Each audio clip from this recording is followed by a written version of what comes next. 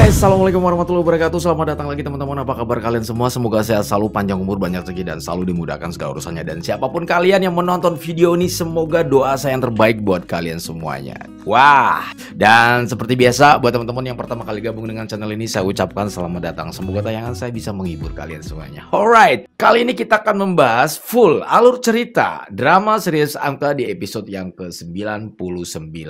Wah, ada poin yang menarik dari episode yang ke-99 ini teman-teman. Yang pertama, Rani Kor dan juga Arsy ini ngeroyok Dimas. Ya, mantap sekali ya. Lebok ya Dimas ya.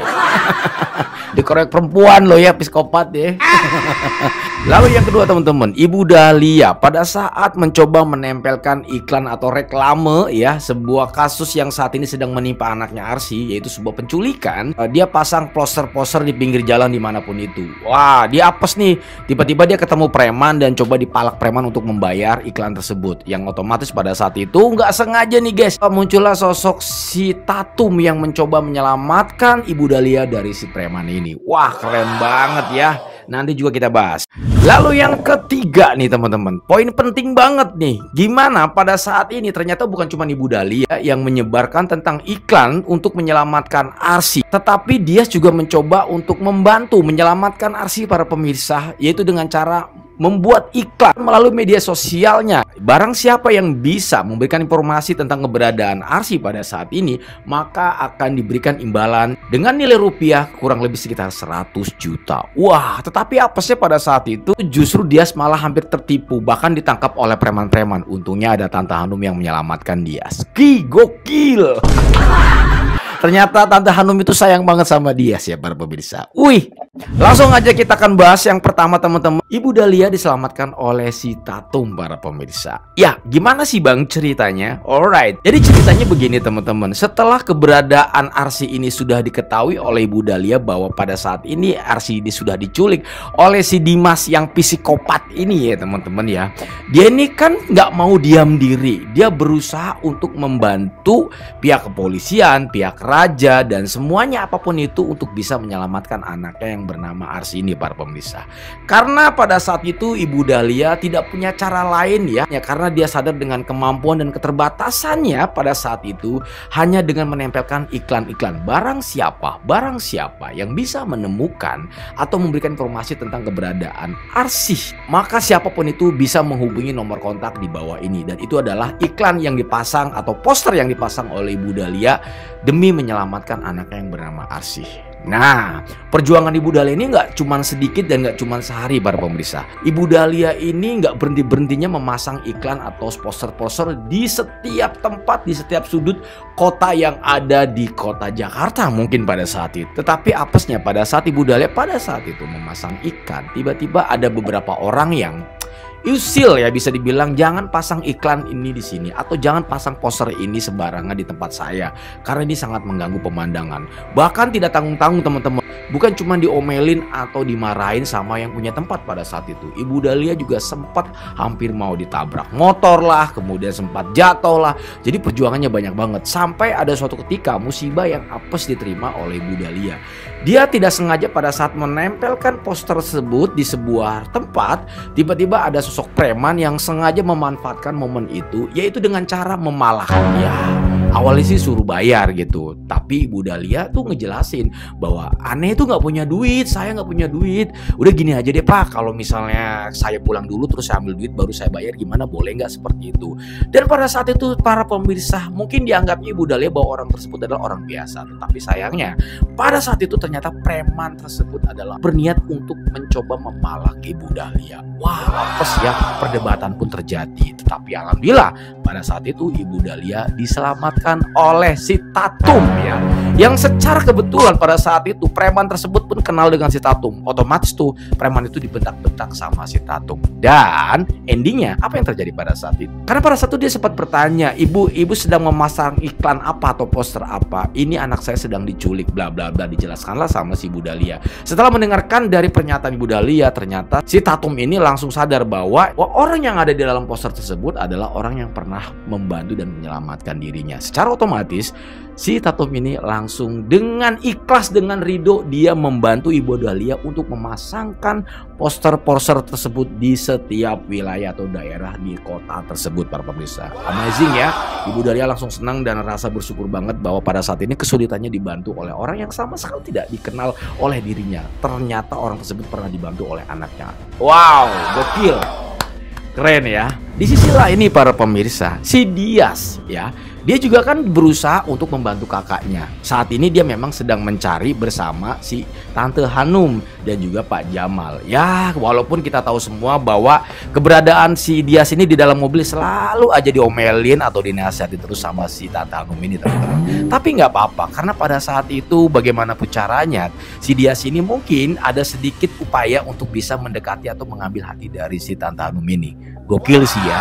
Jangan-jangan nih para pemirsa, dengan perjalanan proses mencari si Arsy ya, mungkin bisa dibilang menyelamatkan Arsy pada saat ini. Rasa timbul chemistry yang ada saat ini yang awalnya itu judes gitu ya, si Tante Hanum terhadap Dias bisa saja mungkin berubah sama seperti perjalanan Iqbal dengan si Dias. Ya kan, rasa jatuh cintanya tuh kalau nggak salah tuh proses dimana mereka sama-sama berjuang untuk menyelamatkan diri dari orang jahat yang pernah mencoba untuk membunuh mereka. Tetapi apa yang terjadi dalam proses perjalanan untuk bisa lolos dari penjara tersebut, timbullah rasa cinta dan rasa sayang yang akhirnya mereka jadilah jadian seperti sekarang ini.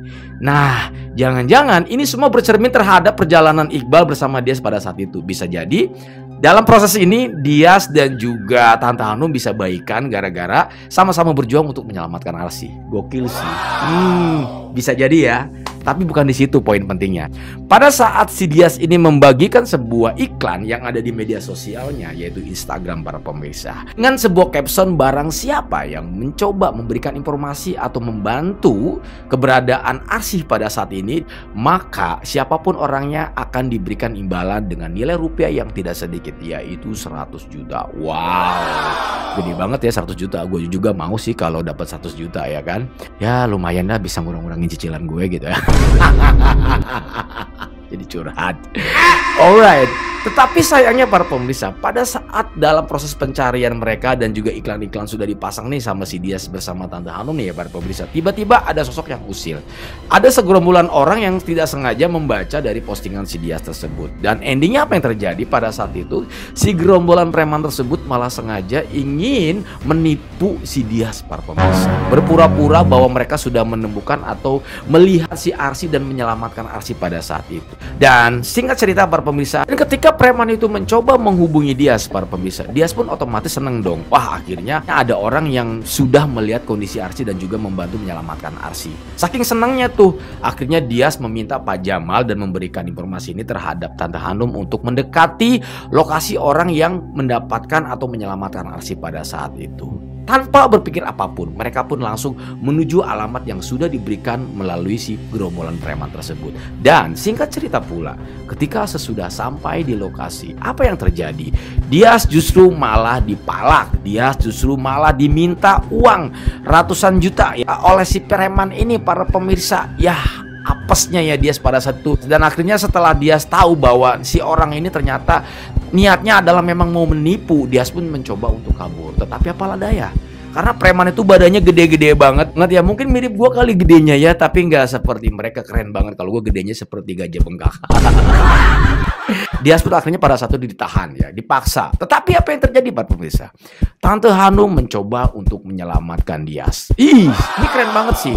Pada saat itu Pak Jamal sebetulnya pengen membantu untuk menyelamatkan Dias. Bahkan pada saat itu dia sengaja ingin mengeluarkan jurus Hitman.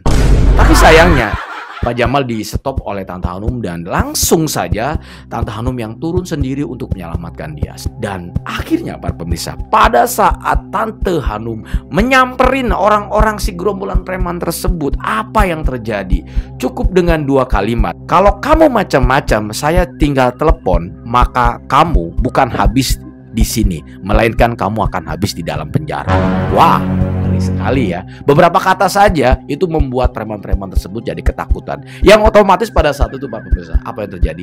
Preman-preman tersebut di kandangnya langsung kabur ketakutan. Karena kalau bicara ke penjaranya sih mungkin oke, tapi kalau misalnya sampai dibonyokin di dalam penjara, itu yang membuat preman jadi takut. Otomatis dong preman pada kabur. Akhirnya cerewetnya Tante Hanum di sini ada manfaatnya, guys. Bisa berguna banget, bisa nyelamatin Dias pada saat itu. Dan Dias pun langsung tersenyum. Oh, ternyata Tante Hanum sayang juga ya sama aku. Dan para pemirsa, sekali lagi chemistry antara si Dias dan Tante Hanum ini sepertinya sedikit demi sedikit mulai terbentuk ya para pemirsa. Kenapa? Karena kembali lagi mungkin bisa saja ini bisa flashback antara perjalanan cinta Dias dan juga Iqbal ya. Bisa saja seperti itu ya kan. Dengan nanti selamatnya Arsy, justru chemistry antara si Tante Hanum dengan Dias ini semakin timbul dan semakin baik. Tante Hanum bisa setuju dengan yang namanya Dias ini untuk menjadi istrinya dari Iqbal. Gokil ya. Aplaus dong, tepuk tangan dong. Mudah-mudahan ya. Lalu kita masuk di cerita si Rani para pemirsa. Sebelum dia menemukan si Dimas pada saat itu, dia nggak sesengaja nih, dia lapar. Dia mampirlah ke sebuah tempat makan. Dan secara tidak sengaja pada saat itu, karena uangnya memang udah kempes-kempesan banget ya. Mungkin kembang kempis, bukan kempes-kempes kali ya. Jadi dia ini ngirit banget. Makannya tuh cuman pakai mie, pakai nasi doang. Karena duitnya udah nipis banget ya. Balum lah, dia kan buronan. Ya mungkin saja kalau dia balik ke kafenya, dia bisa ngambil duit atau dia bisa ngambil perlengkapan uang yang banyak mungkin ya. Tetapi karena dia buronan, akhirnya dia nggak bisa berbuat apa-apa ya. Dengan uang seadanya dia mencoba untuk mengisi perutnya. Pada saat itu ketika dia makan, alhamdulillahnya mungkin pada saat itu rezeki si jabang bayi ya para pemirsa. Walaupun dia pesannya cuma mie sama nasi doang, tiba-tiba si pelayan memberikan ayam. Ini gokil sih ya. Ini rezeki si jabang bayi mungkin seperti itu. Dan pada saat si Rani ini sedang makan, tiba-tiba secara nggak sengaja tuh ya, ada orang yang lagi cerita sama si pelayan. Ternyata itu adalah pengelola villa. Pengelola villa itu bercerita terhadap pelayan karena mungkin kenal kali ya, bahwa di villanya tuh disewa sama orang yang bengis banget, psikopat banget, pokoknya judes banget ya, bahkan bisa dibilang kayaknya orang aneh gitu ya. Mendengarkan hal itu, Rani pun pada saat makan pun langsung di stop. Dia langsung menghampiri pelayan tersebut dan dia bertanya tentang kejadian yang dialami oleh si pengelola villa tersebut. Nah, setelah diceritakan oleh si pengelola tersebut, akhirnya dia langsung mengambil kesimpulan bahwa pada saat itu si Dimas yang saat ini sedang dicari-cari bahkan dikejar oleh dirinya sedang berada di penginapan tersebut. Dan akhirnya para pemirsa, dia berpura-pura untuk mencoba menyewa villa dari si orang yang pada saat itu bercerita terhadap dirinya. Tetapi karena dianggap sudah penuh, maka si Ranikor pun mencoba untuk mencari villa lain. Alasannya seperti itu. Dan dia tanpa banyak basa-basi, dia pun langsung membayar makanan yang sudah dia makan pada saat itu dan menuju lokasi yang tempat di mana pada saat itu dia dengarkan dari cerita sang pengelola villa tersebut. Dan sesampainya di villa tersebut, ternyata betul sekali ada suara teriakan dari dalam villa tersebut. Dan dia yakin banget bahwa suara tersebut adalah Arsy para pemirsa. Dan dia pun mencoba untuk mencari celah bagaimana caranya dia bisa masuk ke dalam villa tersebut para pemirsa. Tetapi sebelum terjadi sebuah pemukulan para pemirsa, kita juga mau ceritakan kejadian yang sebenarnya, di mana pada saat itu Dimas ini ternyata setelah dia sudah masuk ke dalam villa, dia itu sengaja untuk keluar mencari obat untuk bisa menggugurkan bayi atau kandungan yang ada di dalam perut si Arsy para pemirsa. Dia tidak tanggung-tanggung, dia cross-check uang 600.000 hanya untuk mendapatkan obat yang tujuannya adalah bisa menggugurkan bayi yang dikandung oleh si Arsy para pemirsa. Dan tanpa banyak basa-basi pada saat itu, si Dimas ini membeli obat tersebut. Setelah itu Dimas pun langsung kembali ke dalam villa. Dia mencampurkan makanan yang akan diberikan oleh Arsy para pemirsa. Tetapi pada saat itu apa yang terjadi? Arsy mulai semakin sadar bahwa pada saat ini niat Dimas adalah ingin mencoba menggugurkan kandungannya. Akhirnya Arsy memutuskan untuk tidak memakan makanan yang diberikan oleh Dimas. Dimas pun langsung marah pada saat itu. Dan akhirnya Dimas pun langsung memaksa Arsy untuk meminum obat yang sudah dibelinya dengan jumlah uang 600.000 agar bayinya bisa gugur. Tetapi naasnya para pemirsa, pada saat itu Rani langsung muncul dan langsung melakukan sebuah pemukulan keras, yang dimana pada saat itu Dimas langsung terjatuh tersungkur ya di bawah kasur dan tergeletak para pemirsa. Ini keren banget sih ya. Dan tidak sampai di situ, Rani pun langsung mencoba untuk menyelamatkan Arsy para pemirsa. Awalnya Arsy sangat ragu ketika si Rani ini mencoba menyelamatkan dirinya. Bahkan dia bilang, "Jangan sentuh saya, pergi kamu dari sini karena kamu juga bersekongkol bersama Dimas." Yap. Pemikiran Arsy pada saat itu mungkin sama seperti kita. Jangan-jangan si Rani ini bersekongkol sama si Dimas. Ternyata pada saat itu si Rani menjelaskan bahwa saya datang ke sini tidak ada niat buruk terhadap kamu. Justru saya ingin menghabisi Dimas dan mengajak Dimas untuk kembali masuk ke dalam penjara. Karena saya tidak rela ketika dia bebas di luar sana sedangkan saya menderita di dalam penjara. Mendengarkan penjelasan itu, Arsy pun langsung sadar bahwa niat Rani pada saat itu mencoba untuk membantunya menyelamatkan dari sekapan Dimas, para pemirsa. Rani pun langsung membantu melepaskan ikatan si Arsy pada saat itu dan mengajaknya untuk kabur dari villa tersebut. Tetapi apesnya para pemirsa, ketika mereka mencoba untuk kabur, tiba-tiba si Dimas sudah mulai sadar atau siuman dari kesakitan yang dia derita pada saat dia menerima pukulan dari si Rani. Dan apa yang terjadi pada saat itu? Si Dimas mencoba menodongkan pistol terhadap mereka berdua. Tetapi naasnya, todongan tersebut langsung ditepis oleh si Rani dan Arsy, para pemirsa. Dan mereka berdua langsung mengeroyok Dimas. Dan tidak tanggung-tanggung pada saat itu, Arsy pun yang biasanya diam langsung mengeluarkan jurus pukulan maut yang menghantam muka Dimas. Lebok ya Dimas. Dimas langsung ngeleng-ngeleng. Tetapi karena dia memang laki-laki, psikopat juga, serangan mereka berdua mampu ditangkis oleh si Dimas, para pemirsa. Yang pada endingnya pada saat itu yang mencoba melawan yang lebih dulu adalah si Rani ya. Pada saat itu otomatis si Rani ini langsung didorong dan kepalanya pada saat itu si Rani langsung terkena benturan keras terhadap tembok yang berdiri kokoh di dalam villa tersebut. Yang pada endingnya Rani pada saat itu langsung jatuh terpisan. Lalu bagaimana dengan Arsy?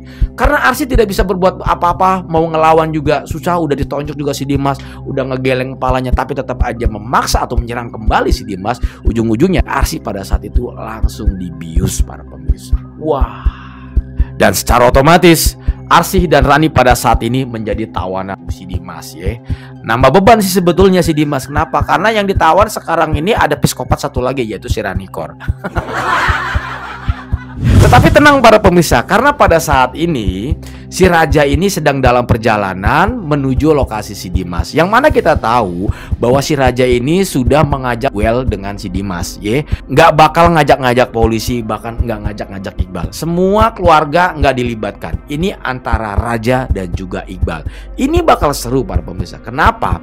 Karena mungkin dengan cara seperti inilah Raja yakin banget bahwa dia bisa menyelamatkan istrinya. Karena Dimas ini psikopat. Kalau dengan cara yang aneh-aneh atau dengan cara yang umum, digerebek segala macam, itu udah biasa. Bahkan Dimas sering banget lolos. Karena Raja yakin banget ketika dia melakukan dengan cara ini, yang pertama dia bisa bertemu dengan istrinya. Itu yang pertama. Lalu yang kedua, dia bisa mengalahkan Dimas. Dan secara otomatis dia yakin banget bahwa pada saat itu Dimas bisa dimasukkan kembali ke dalam penjara. Wah, gokil ya. Sekalian dibuang aja ke laut itu si Dimasnya ya Raja ya. Oke guys, ini adalah alur cerita full ya dari episode yang ke-99 ya. Semoga tayangan ini bisa menghibur kalian dan mohon maaf kalau banyak kata-kata salah. Saya undur diri pamit. Assalamualaikum warahmatullahi wabarakatuh dan bye-bye.